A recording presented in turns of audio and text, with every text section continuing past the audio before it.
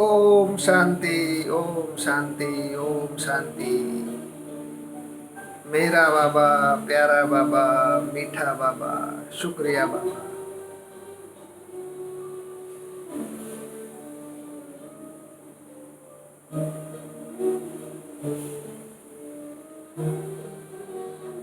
Thank you बाबा, thank you. सभी ब्राह्मण परिवार को, बाबा के हर बच्चे को, बाबा के हर लाल को मुझ आत्मा की तरफ से, बाबा की तरफ से, बाप दादा की तरफ से याद, प्यार और गुड मॉर्निंग, नमस्ते। आज ये वीडियो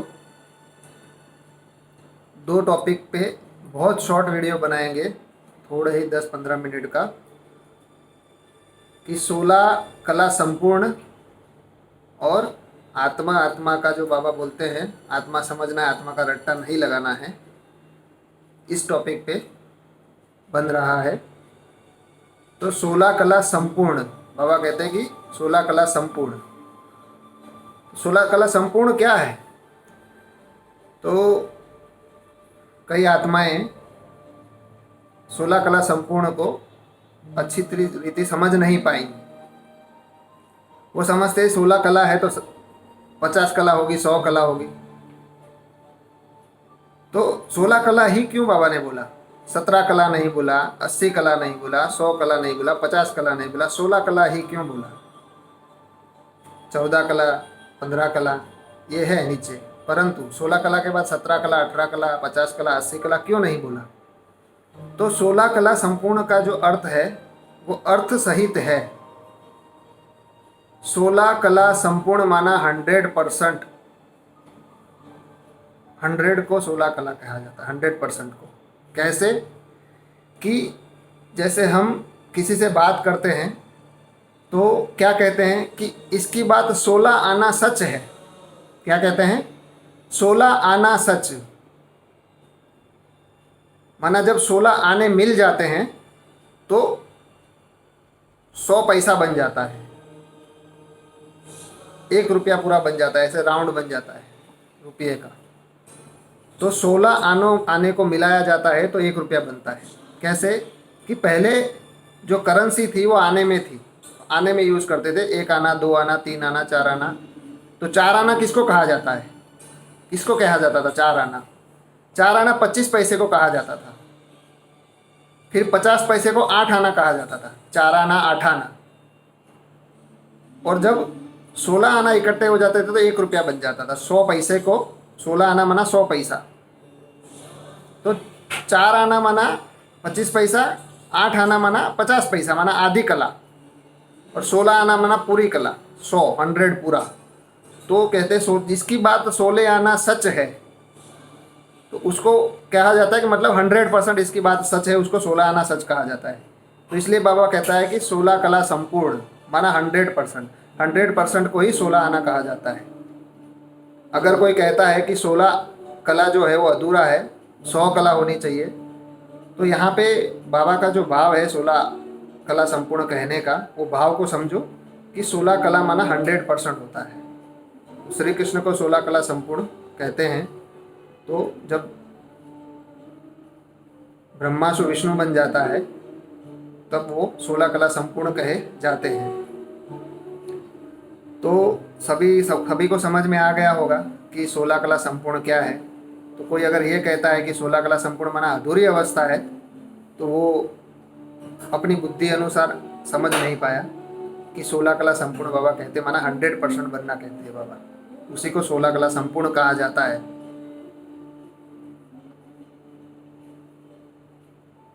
और बाबा ने कई मुरलियों में, कई अव्यक्त वाणियों में कहा है। अगर कोई मुरली को मानता ही नहीं है तो उसके लिए तो अब क्या कहेंगे। परंतु मुरली, बाबा ने कहा है कि मुरली जब तक जीना है तब तक पीना है।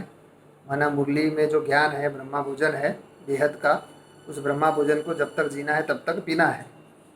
और मुरली से प्यार तो मुरलीधर से प्यार, बाबा ने मुरलियों में कहा है। तो मुरली में ये भी आया है कि आत्मा, आत्मा का रट्टा नहीं लगाना है।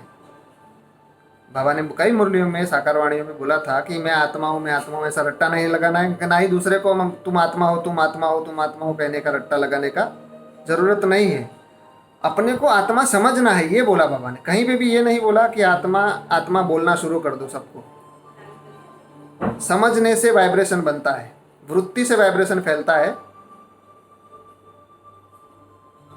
वाचा से वाइब्रेशन इतना नहीं फैलता, कम फैलता है। परंतु जो वृत्ति से, अगर आप किसी को आत्मा समझते हो तो फिर उसको आत्मा बोलने की दरकार नहीं रहती। जब आप समझते हो कि मैं शिव पिता की संतान में निराकार आत्मा हूँ, वो भी निराकार आत्मा है, जब हम अंदर से समझ रहे हैं, फिर बाद में उसको तुम बड़े भाई कहो, भाई जी कहो, माता जी कहो, बहन जी कहो, कोई फर्क नहीं पड़ता। आप अंदर से तो समझ रहे हो ना कि वो आत्मा है, मैं भी आत्मा हूँ, मैं आत्मा इस शरीर द्वारा उस आत्मा से बात कर रही हूँ। ये अंदर से समझने की बात है। तो साकारी दुनिया में हम जब रहते हैं तो साकारी जो पार्ट है वो हमको प्ले करना पड़ता है। फिर हम सबको आत्मा आत्मा आत्मा आत्मा कहने लगेंगे तो वो भी मुरली के हिसाब से भी रॉन्ग है और दुनिया भी हिसाब से भी रॉन्ग हो जाएगा। तो आत्मा आत्मा का रट्टा लगाना, या तुम देवता हो, तुम देवी हो, देवी हो, देवी हो, ये कहना भी, जैसे हम किसी को समझ रहे हैं कि ये बाबा के बच्चे, हर बाबा का बच्चा देवता है, जब अंदर से समझ रहे हैं कि वो देवता है, देवी है, तो बोलने की तो दरकार रहती ही नहीं है, समझना ही है ना। तो समझने से अंदर, जैसे किसी को देवता देवता कहते हैं परंतु अंदर से भाव नहीं है, तो फिर क्या होगा, उस आत्मा को वो फीलिंग नहीं आएगी। भला आप कितना भी उसको देवता देवता, देवी माँ कहते रहो या आत्मा आत्मा कहते रहो, पर वो फीलिंग नहीं आएगी, वो भाव नहीं टच होगा। पर आप अगर मुख से कहीं कहते नहीं हो परंतु अंदर से ये भाव रखते हो कि ये शिव बाबा का बच्चा है, ये ब्राह्मण आत्मा जो है वो देवी कुल की आत्मा है, जब अंदर से समझते हो कि ये देवी कुल की आत्मा है, ये शिव बाबा के परम धाम से, हमारे घर परम धाम से आई हुई आत्मा है, तो वो वाइब्रेशन उसको ऑटोमेटिक टच हो जाएगा, बोलने की दरकार ही नहीं रहेगी कि तुम देवी हो, देवता हो या तुम आत्मा हो।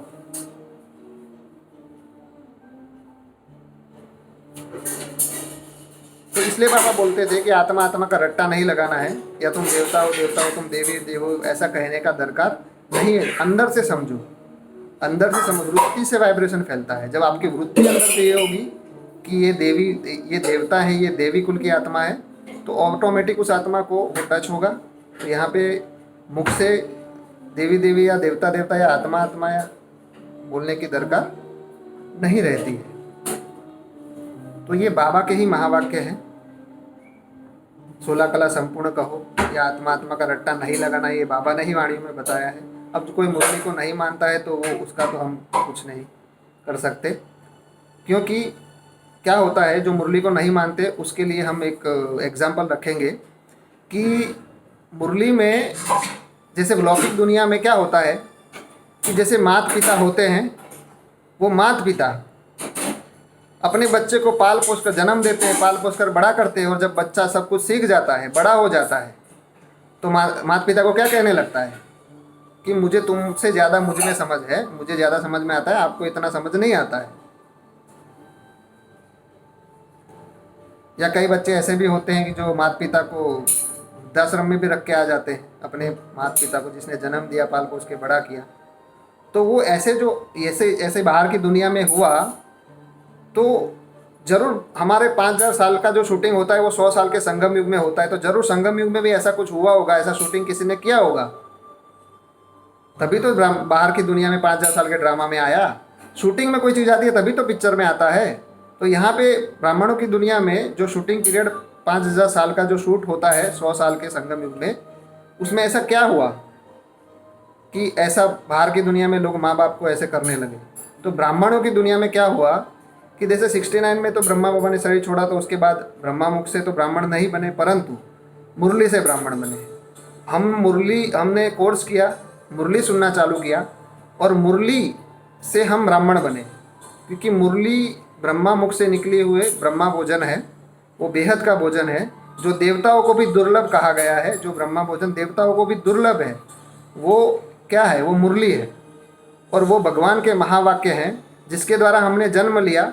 और जिस मुरली को हम पढ़ पढ़ के आज इतने बड़े जो भी मतलब ज्ञान हमारे अंदर आया है वो मुरली से आया है। हर आत्मा के जो भी ब्राह्मण आत्मा है सबने मुरली से, अव्यक्त वाणियों से ही ज्ञान प्राप्त किया है।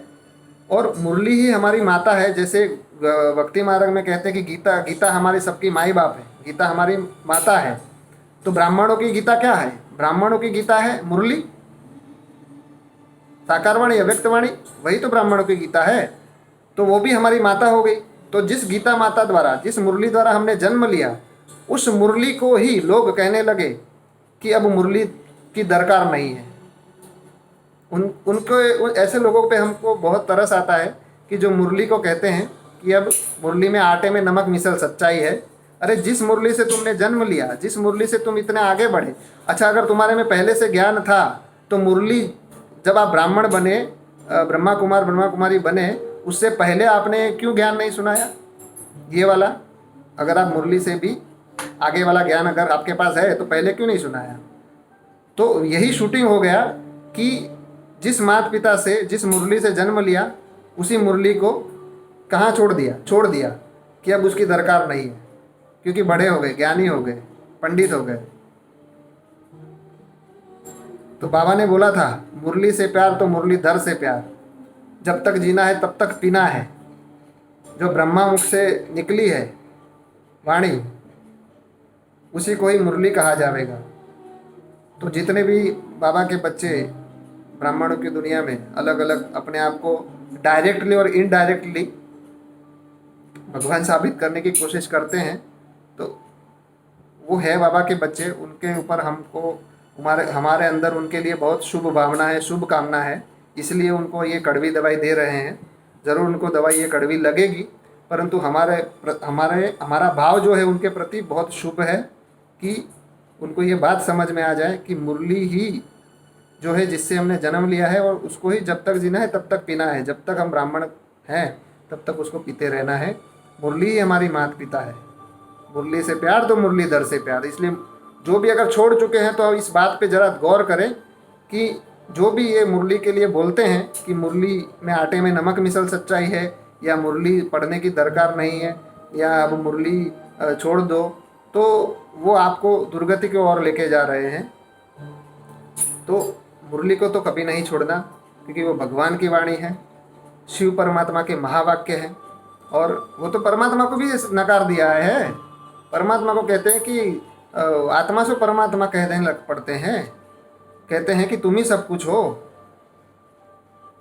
तुम ही सब कुछ हो, तुम ही ब्रह्मा हो, तुम ही तो शिवो हम ब्रह्मास्मि कहने लगे। तो बाबा ने तो ये सारी बातें पहले मुरलियों में बोल के रखी है कि आगे जल से अंत में ऐसे ऐसे सब निकलेंगे कि जो शिवो हम कहने लगेंगे, हम ब्रह्मास्मि कहने लगेंगे, या कहो कि अपने आप को ही भगवान साबित करने लगेंगे। तो ये बाबा ने तो बता के रखा है, परंतु बच्चे अपने अपने बुद्धि अनुसार देहधारियों में फंस जाते हैं।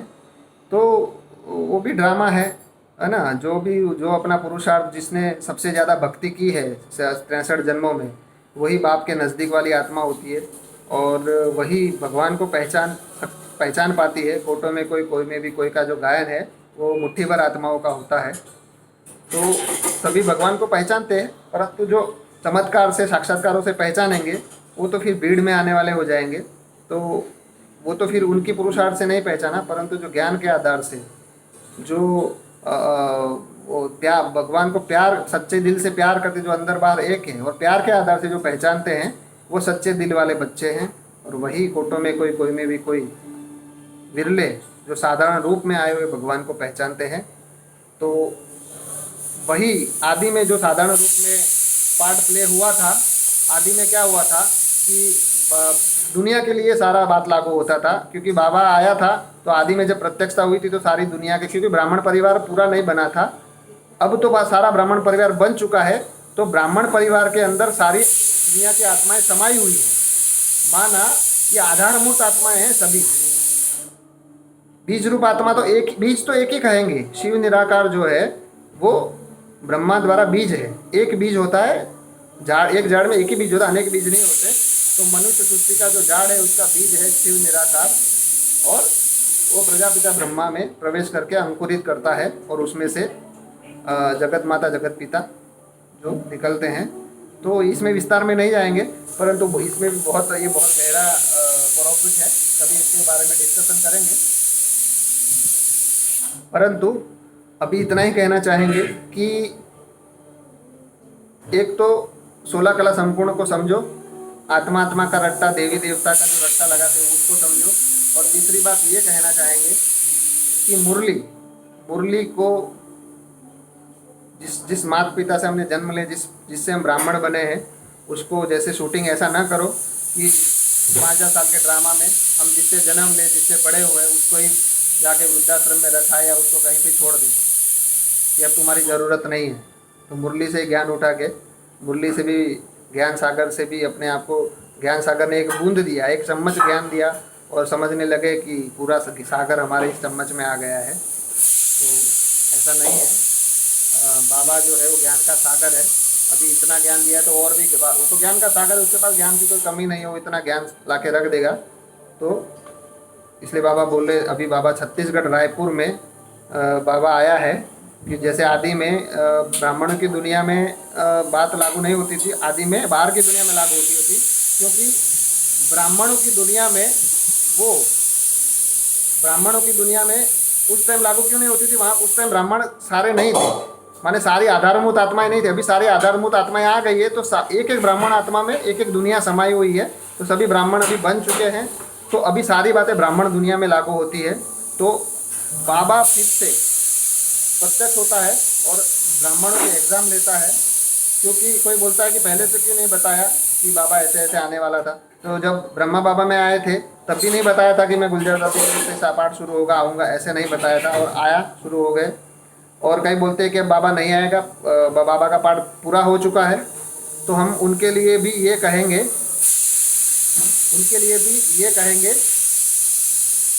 कि अगर बाबा को अव्यक्त से, या बाबा अव्यक्त हो चुका है और अव्यक्त वतन से भी, अव्यक्त वतन से ही सब कुछ कार्य करेगा अब आने वाले समय में, तो 69 के बाद बाबा अव्यक्त हो चुके थे, तो उसके बाद गुलजार दादी में आने की दरकार नहीं थी ना, वहीं से ही कर लेता सब कुछ। साकार में आया ना, आके गुलजार दादी द्वारा पढ़ाई, दादी के द्वारा पढ़ाई ना।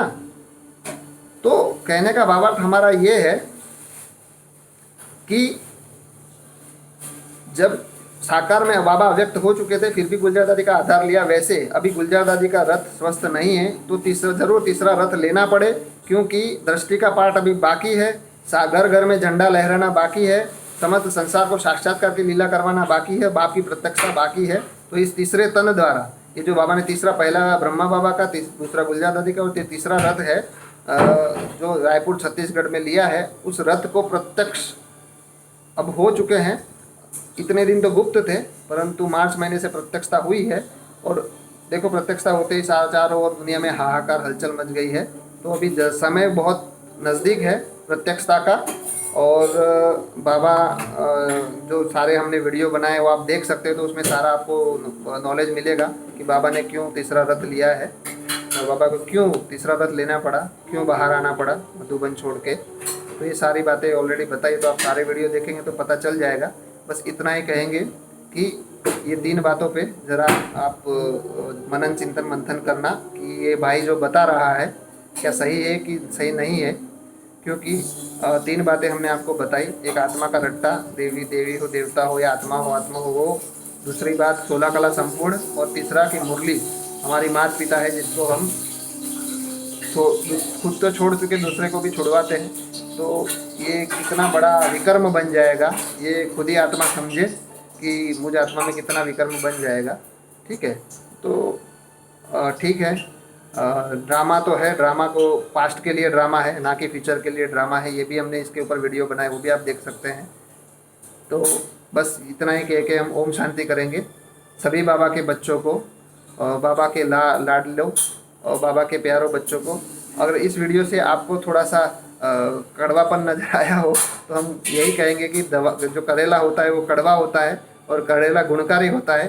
तो हमारा भाव जो है, वो अंदर से जो भाव है, वो किसी को नीचा दिखाने का नहीं है, परंतु उस आत्मा को अटेंशन दिलाने, उन आत्माओं को अटेंशन दिलाने का है कि देखो बाबा क्या कहता है और आप क्या कहते हो, मुरली क्या कहती है और आप क्या कहते हो। तो बस यही भाव है कि सभी बाबा के बच्चे एक हो जाए, एक छत्र छाया के नीचे आ जाए, रायपुर छत्तीसगढ़ में जो बाप दादा की प्रत्यक्षता हुई है, सभी बाबा के बच्चे एक बन जाए, एक बने, नेक बने और एक होकर के ब्राह्मण फिर सारी दुनिया में ये प्रत्यक्षता करे कि मेरा बाबा आ गया है, एक होकर के। इतने सारे अगर ग्रुप रहेंगे तो बाप की प्रत्यक्षता नहीं होगी। तो सबका एक होने का समय आ गया है और बाबा सबको एक करने आया है, चाहे बीके हो, चाहे पीके हो, चाहे कितने भी जितनी भी पार्टियां निकली, सबको एक करने आया है और सभी एक हो रहे हैं। सभी धीरे धीरे धीरे धीरे सब बाबा से जुड़ रहे हैं और आने वाले समय में ये चारों तरफ दिखाई देगा कि आने वाले आ गए हैं। डायरेक्ट ऑलमाइटी अथॉरिटी का कार्य चल रहा है, ये समय अभी दिखाने वाला है। थोड़े जैसे लॉकडाउन खुलेगा ये सारी ब्राह्मण दुनिया जानेगी कि भगवान का कार्य शुरू हो चुका है। ओके, ओम शांति। मेरा बाबा, प्यारा बाबा, मीठा बाबा, थैंक यू बाबा और थैंक यू सभी ब्राह्मण आत्माओं। ओम शांति सुनने के लिए थैंक यू, धन्यवाद। ओम शांति।